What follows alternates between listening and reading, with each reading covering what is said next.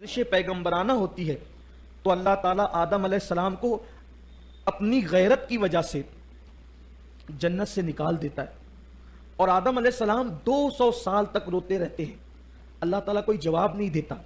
تو کیا اس سے ہمیں عبرت نہیں ملتی کہ جو اس کے محبوب اور مقبول بندے ہیں، اگر وہ ایک لغزش پیغمبرانہ کرے، ایک قطع اجتہادی کرے، ان سے ہو جائے وہ بھی کسی حکمت کے تحت، تو 200 سال تک وہ روتے ہیں، پھر بھی ان کو کوئی جواب نہیں ملتا، تو ہم جیسے پاپی گنہگار سیاکار ہمارا کیا حال ہوگا؟ ہم اللہ کی بارگاہ میں کیوں گڑ گڑاتے نہیں؟ دیکھو اللہ تعالیٰ تو بہت غیرت والا ہے، لیکن اس کے محبوب صلی اللہ علیہ وآلہ وسلم کی غیرت سے اللہ کی غیرت کا اندازہ لگاؤ۔ ہم سوچتے ہیں حضور ہم سے ہمیشہ راضی رہیں گے، اللہ ہم سے ہمیشہ راضی رہے گا، لیکن حضور علیہ السلام تو ہم جیسے لوگوں کی کوئی اوقات اور حیثیت ہی نہیں۔ حضور علیہ السلام تو چھوٹی چھوٹی لغزشوں پر صحابہ سے بھی ناراض ہو جاتے تھے، صحابہ سے بھی ناراض ہو جاتے۔ اگر حضور ہم سے ناراض ہو جائیں تو کیا ہوگا؟ ہم نے تو کتنے گناہ کیے ہیں، حضور کیسے چھوٹی چھوٹی لغزشوں پہ ناراض ہوتے ہیں، ذرا دیکھیں۔ ایک صحابی ہیں، پہلی بات تو یہ یاد رکھنا چاہیے کہ صحابی اس ہستی کو کہتے ہیں کہ انبیاء کے بعد سب سے بڑا مرتبہ اگر روئے زمین پر کس کا ہے تو وہ صحابہ کا ہے۔ کوئی ولی، کوئی کتب، کوئی غوث، کوئی ابدال کسی صحابی کے مرتبے کو نہیں پہنچ سکتا، یہ صحابی کا مرتبہ ہے۔ لیکن ان سے چھوٹی چھوٹی لغزشیں ہوئی، حضور ناراض ہو گئے، اور کیسے ناراض ہوئے؟ منہ پھیر لیا کرتے تھے۔ روایت میں آتا ہے ایک صحابی سونے کی انگوٹھی پہن کر آئے، سونے کی انگوٹھی پہن کر آئے اور حضور علیہ السلام کو سلام کیا۔ آقا علیہ السلام نے سلام کا جواب نہیں دیا بلکہ منہ پھیر لیا۔ حضور علیہ السلام نے منہ پھیر لیا۔ جتنے میرے بھائی سن رہے ہیں، میری بہنیں اگر اپنے گھروں میں بیٹھ کر سن رہی ہے، میں ان سے پوچھنا چاہتا ہوں مرتبہ کیا ہے؟ صحابی۔ لغزش کیا ہے؟ سونے کی انگوٹھی۔ سلام کر رہے ہیں، جواب نہیں، منہ پھیر لیا۔ دوسری طرف سے آئے، شاید حضور نے پہچانا نہیں، سلام کیا، ادھر سے منہ پھیر لیا۔ اللہ اکبر! وہ صحابی بے چین ہو گئے۔ میرے اور آپ کی طرح وہ لوگ زبانی دعوے دار نہیں تھے عشق رسول کے، وہ سچے عاشق تھے، بے چین ہو گئے۔ حضور جان نور، غریب پرور، بندہ نواز، آقا کیوں ناراض ہیں؟ ناراضگی کی وجہ کیا ہے؟ آقا نے فرمایا میں تیرے ہاتھوں میں جہنمیوں کا زیور دیکھ رہا ہوں، میں تیرے ہاتھوں میں جہنمیوں کا زیور دیکھ رہا ہوں۔ بس اتنا کہنا تھا، انہوں نے سونے کی انگوٹھی اتاری اور پھینک دیا۔ پھر اللہ کے رسول تشریف لے گئے تو کسی نے کہا سونا تو مردوں پہ حرام ہے، عورتوں کے لیے تو جائز ہے، سونا اٹھاؤ اور سونا اٹھا کر کے اس کو بیچ کر اپنی بیوی کا زیور بنا دو۔ انہوں نے فرمایا اللہ کی عزت کی قسم، جس چیز کو میں نے محبوب کی خوشی کے لیے پھینک دیا ہے اب میں اس کو کبھی نہیں اٹھا سکتا۔ حضور علیہ السلام نے لیکن چہرہ پھیرا۔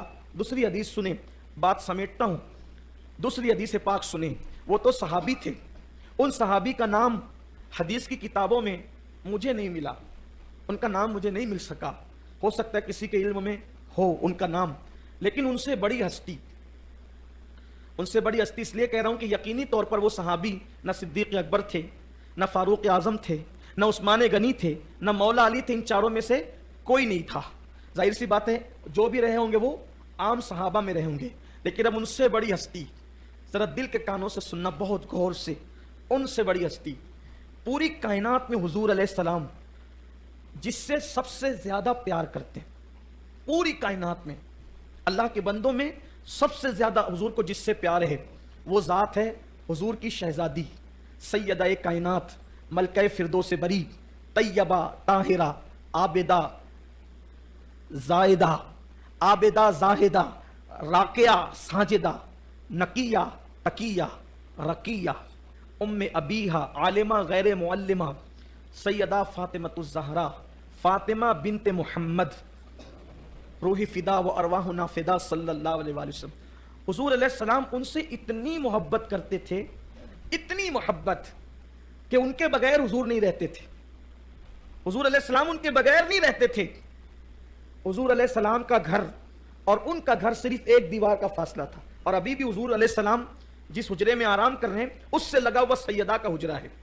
یہ شان کی، ایسی شان کی خاتون ہے کہ ایسی شان کی عورت کائنات کی نگاہوں نے نہیں دیکھی، جس کے بابا سید الانبیاء جس کے شوہر تاجدار حلعتا، خاتم الولایت، فاتح خیبر، باب مدینۃ العلم، مولائے کائنات سیدنا علی کرم اللہ تعالی وجہہ الکریم، جس کے بیٹے امام حسن امام حسین جنتی جوانوں کے سردار، نہ کسی کے بیٹے ایسے نہ کسی کا باپ ایسا، اور شوہر شان والا اور خود اتنی شان والی.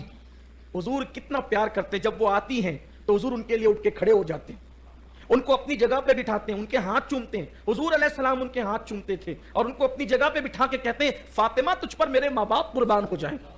اتنی محبت کرتے تھے اللہ کے رسول علیہ الصلوۃ والتسلیم کہ جب سفر پر جاتے تھے تو سب سے آخری میں سیدہ فاطمہ سے ملتے تھے، اور جب سفر سے آتے تھے تو سب سے پہلے سیدہ فاطمہ سے ملتے تھے.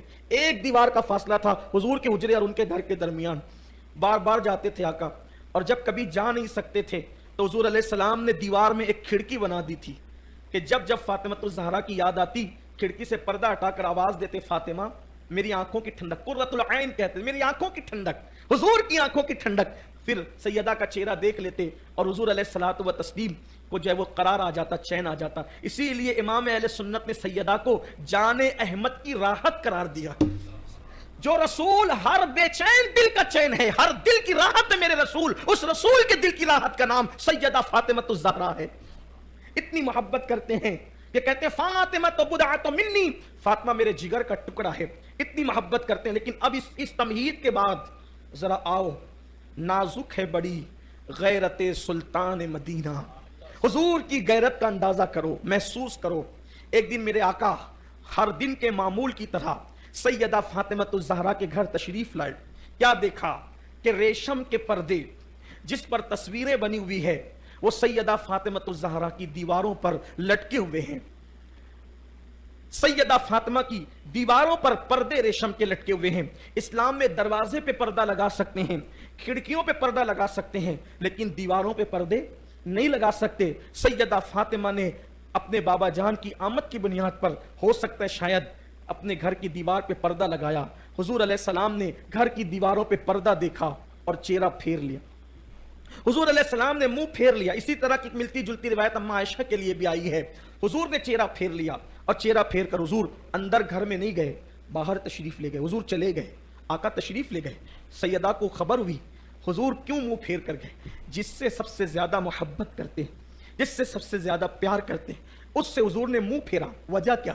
صرف دیوار پہ پردے لگے ہیں، دیوار پہ پردے، حضور نے منہ پھیر لیا. غیرت ہے، نازک ہے بڑی غیرت سلطان مدینہ. سیدہ کو خبر ہوئی، دیوار کے پردے کھینچ لیے، ٹکڑے ٹکڑے کر کے پھینک دیے. جس سے میرے بابا ناراض ہو جائیں وہ پردے نہیں رہیں گے. پھر آقا نے فرمایا میری شہزادی، میری بیٹی، ہم دیواروں کو کپڑے نہیں پہناتے، اور دیواروں کو کپڑے پہنانا یہ آل محمد کی شان نہیں. آپ سے پوچھنا چاہتا ہوں اب ذرا دل کے کانوں سے، جہاں مجھے آپ کو لے جانا تھا اب میں لے جانا چاہتا ہوں. سب بالکل ہماتن گوش ہو جائیں. سیدہ کا گھر کتنا اعلیٰ ہے، رشک عرش ہے، رشک جناح ہے سیدہ کائنات کا گھر. کیونکہ نبی عرش پر کبھی کبھی ہے، سیدہ کے گھر میں بار بار ہے. جنت جس کی مشتاق ہے وہ رسول سیدہ کے گھر میں بار بار آتے جاتے ہیں. جنتی جوانوں کے سردار جس گھر میں رہتے ہیں وہ گھر سیدہ کا گھر ہے. جنتی عورتوں کی سردار جس گھر میں رہتی ہے وہ گھر سیدہ کا گھر ہے. مولائے کائنات ولیوں کے سردار جس گھر میں رہتے ہیں وہ گھر سیدہ کا گھر ہے. جن کے گھر میں بے اجازت جبرائیل آتے نہیں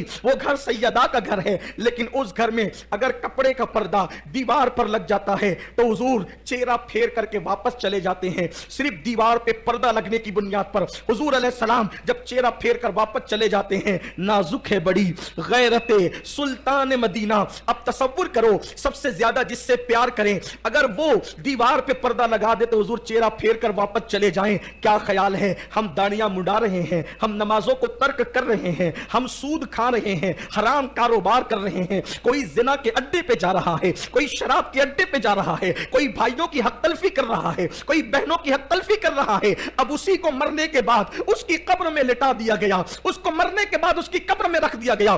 گناہ کرنے والوں سے میں توجہ چاہتا ہوں، فلمیں دیکھنے والوں سے توجہ چاہتا ہوں. ہاں یہ وہی گنبد و مینار کا شہر ہے نا جہاں کی اللہ اکبر فلم کی داستان پوری دنیا میں گونج رہی ہے کہ اللہ اکبر. ہمارے یہاں فلمی ٹاکیزوں کے اندر اتنی بھیڑ ہوتی ہے کہ اگر پیروں سے چل کر جانے کے لیے راستہ نہیں ہوتا تو ہمارے جوان لوگوں کے سر پہ قدم رکھ کر کے فلموں کے اندر جایا کرتے ہیں. یہی وہ گنبد مینار کا شہر ہے نا. اب میں آپ سے پوچھنا چاہتا ہوں, نہ عمل ہے, نہ نیکیاں ہیں, نہ تقویٰ ہے, نہ پرہیزگاری ہے, کچھ نہیں ہے. بولو ہمارا کس پر ناز ہے, کس پر بھروسہ ہے؟ ایک ہی ذات ہے. اللہ راضی ہوگا تو کس کی وجہ سے؟ آمنہ کے لال کی وجہ سے. اللہ اگر ہمیں بخش دے گا تو کس کی وجہ سے؟ آمنہ کے لال کی وجہ سے. اگر اللہ ہمیں جنت دے گا تو کس کی وجہ سے؟ آمنہ کے لال کی وجہ سے. سوچو, داڑیاں منڈانے والوں, شراب پینے والوں, حرام کاروبار کرنے والوں, سود کے دھندے کرنے والوں, کانوں میں ایئر فون لگا کر گانے سننے والوں, غفلتوں کی زندگی گزارنے والوں, مرنے کے بعد قبر میں ڈال دیے گئے. باپ چھوڑ کر گیا, بھائی چھوڑ کر گئے, رشتہ دار چھوڑ کر گئے, سب منہ پھیر کر منو مٹی ڈال کر کے واپس چلے گئے. اس وقت بندے کے لیے ایک ہی سہارا ہوتا ہے. اللہ کی رحمت متوجہ ہوگی تو ایک کی وجہ سے, وہ یہ کہ مصطفیٰ جان رحمت قبر میں تشریف لائیں گے. نہ کوئی عالم آئے گا, نہ کوئی پیر, نہ کوئی مولوی, کوئی نہیں, کچھ نہیں. آج کے پیر کی بات کر رہا ہوں, میری بات کا غلط مطلب نہ لیجئے گا. کوئی قبر میں نہیں آئے گا. قبر میں آئیں گے تو مصطفیٰ جان رحمت تشریف لائیں گے. اب آپ مجھے بتائیں, جو اپنی بیٹی کے گھر میں جو ہے وہ پردہ دیکھ کر منہ پھیر کر واپس چلے جاتے ہیں, اگر ان کی نظر ہمارے چہرے پہ پڑی, یہ وہی آنکھیں تھی جو رات کے اندر موبائل پر گندے مناظر دیکھتی تھی. یہ وہی آنکھیں تھی, اللہ اکبر, جو عورتوں کو پاپ کی نظر اٹھاتی تھی.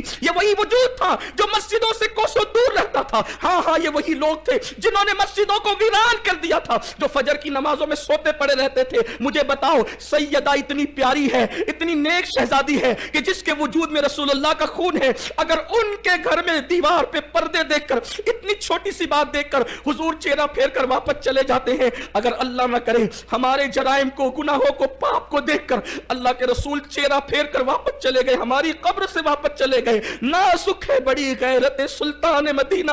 حضور اگر چہرہ پھیر کر واپس گئے تو یاد رکھنا, دنیا کے امتحان میں 1000 مرتبہ ناکام ہو جاؤ تو پھر کامیاب ہونے کا موقع مل سکتا ہے, لیکن قبر کے امتحان میں 1 مرتبہ ناکام ہو گئے, حضور چہرہ پھیر کر واپس چلے گئے, کوئی نہیں بچا سکتا, کوئی دنیا کی طاقت نہیں بچا سکتی. بڑی معذرت کے ساتھ ہمت کر کے یہ بات بھی کہہ دوں, اگر حضور چہرہ پھیر کر واپس چلے گئے تو قرآن خوانیاں تمہارے نام کی بھی تمہیں بخشوا نہ سکے گی, تمہارے نام کی مغفرت کی دعائیں بھی تمہیں بخشوا نہ سکے گی, تمہاری اللہ اکبر ایصال ثواب کی محفلیں بھی تمہیں نجات نہ دلا سکے گی, کیونکہ نجات موقوف ہے مصطفیٰ جان رحمت کی رحمت پر. اللہ نے وعدہ کر دیا ہے, حبیب تو جسے چاہے گا, تو جسے چاہے گا.